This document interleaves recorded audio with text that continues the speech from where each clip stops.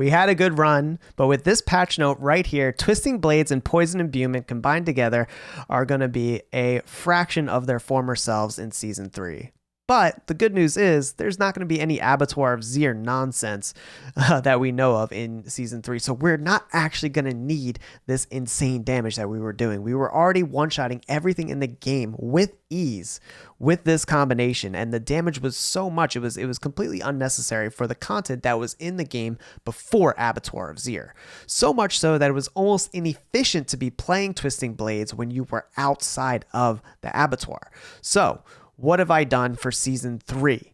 With the new unique items that are coming out and the new construct mechanic, we are going back and resurrecting the first ever build that I did for Diablo 4 on my channel, which was the Range Rogue Shadow Imbue and Pen Shot build.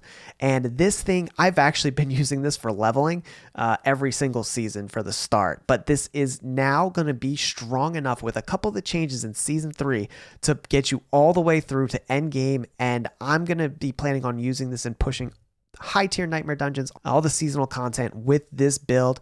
It's going to look a little different than my first build guide, but here it is, and this is what it's going to do. The idea is that you one shot and blow up entire screens with one penetrating shot, and this is how you are going to do it. So here is the build planner. I have the entire starter and leveling builds for you here. So here is the starter aspects. These are going to be all your aspects that you can get from the codex. So I have two builds, you'll see. I've got the starter aspects and then the end gear with no uber uniques. So you don't have to worry about farming uber uniques for this build. I will eventually put a build guide out for Season 3 with those uber uniques. It's going to look like Starless Skies, maybe a Shaco, but pretty self-explanatory once you get uber uniques what to do. But this is going to be the guide for no uber uniques once you start getting that end game gear. But here you're going to start off with the starter aspects. These are everything that's available in the codex. So if you go to here, it'll tell you exactly where to unlock each one of these, and you'll be able to imprint your items as so. As well, I have the skill tree, and in my spreadsheet is the whole progression of the skill tree and which point you're going to put in at which skill. Also, your respec for your capstones, and this is we're just going to add in rapid fire to get that single target. You're really not going to need rapid fire outside of boss fights, and the end game build is going to use rapid fire, but just for leveling, you really don't need it. And for after your capstone, this is the rest of the leveling, as well as what the end game build is going to look like, what construct stones to look for, and so forth. In addition to that, we have the entire Paragon progression again. And now we have this for both Twisting Blades and Penetrating Shots. So if you need the Twisting Blades ones, that'll be in the description as well. But here you go. This is for the Pen Shot build.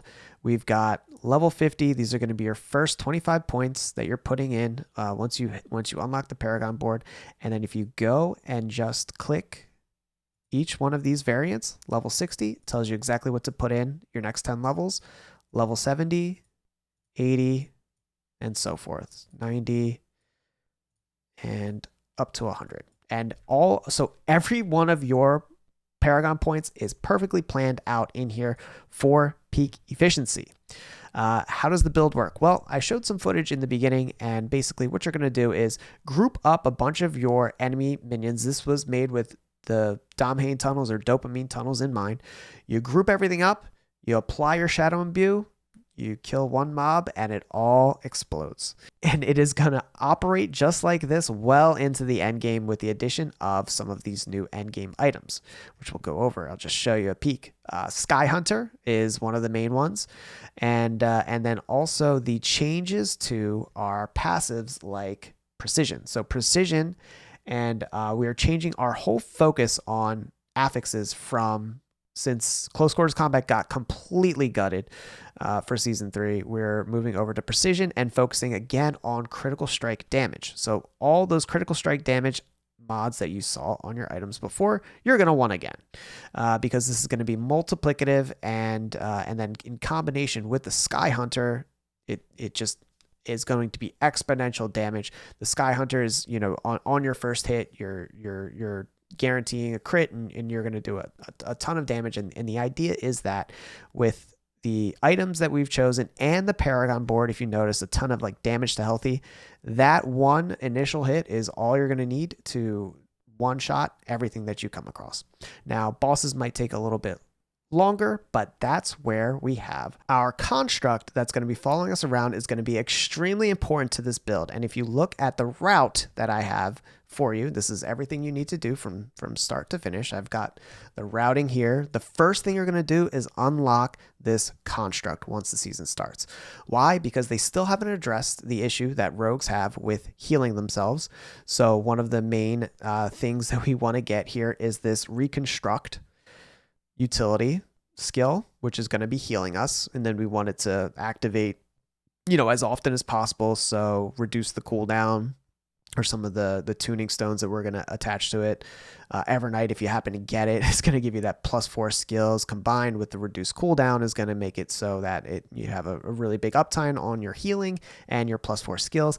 And then Tempest. So this one I think is going to be hugely important for the single target damage that you're going to need on this build. Now, we're using rapid fire in the end game version, not for the leveling, but Tempest is really going to be where that single target damage shines. Now, we've got this in combination with a couple other ones, such as the arcing support, where it's going to hit 10 additional enemies.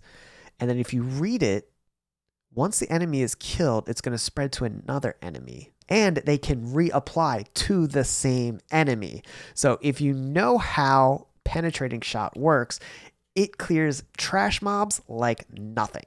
It will annihilate any trash mob that you see. But what if there's an elite boss that's left? Well, all of your Tempest, anything that had Tempest applied to it and now dies, is all going to go to whatever those remaining mobs are, and they can reapply on top of each other. And that's potential for what seems like a ton of single target damage to whatever is left over after those initial bursts of damage.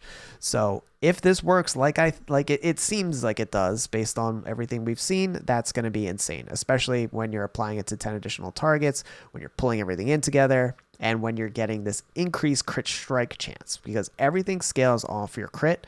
So we're bringing in additional crit strike damage with our construct as well. Some of the other aspects that are really important.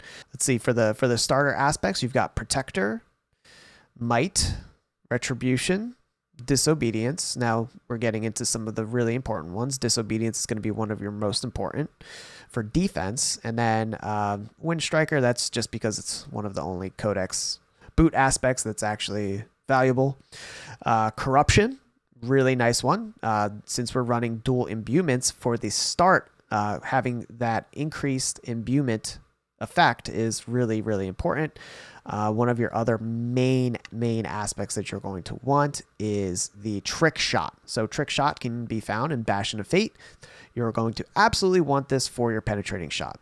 In addition to all of those, you have Expectant. These are some other damage mods that you can get from the Codex. Most of these are going to be replaced eventually by the endgame build, which has things like Condemnation, Sky Hunter, Tybalt's Will, and things of that nature. Plus, the Paragon board is just slightly different for the endgame. The reason being, I've prioritized in my progression leveling getting these legendary nodes and effective nodes that you can get immediately and immediately seeing benefits from.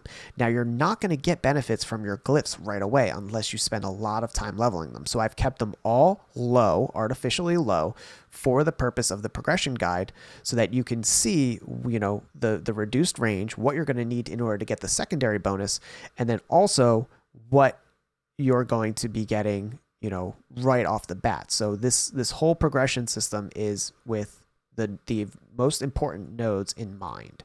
So that's why we have it built out from 50 to 100, and then at the end, when you go to the new build, it'll just be a little bit different. This will just be optimized more for the end game.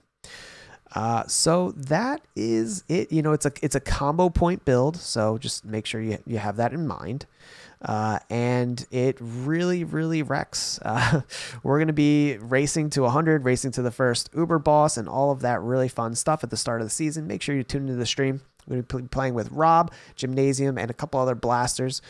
So make sure you hang out for that. And then as we get through season 3 and we get some Uber uniques, I'll post an update to the build with some more tweaking, especially once we try out some of the the construct stuff and hope hope these work out as intended, but if not, we'll make adjustments and go from there. But I'm really excited to try this build out. If you don't want to try Penetrating Shot, you want to go back to Twisting Blades, that's going to be updated as well. Make sure you check it out, and I'll see you in the next one. Have a great season.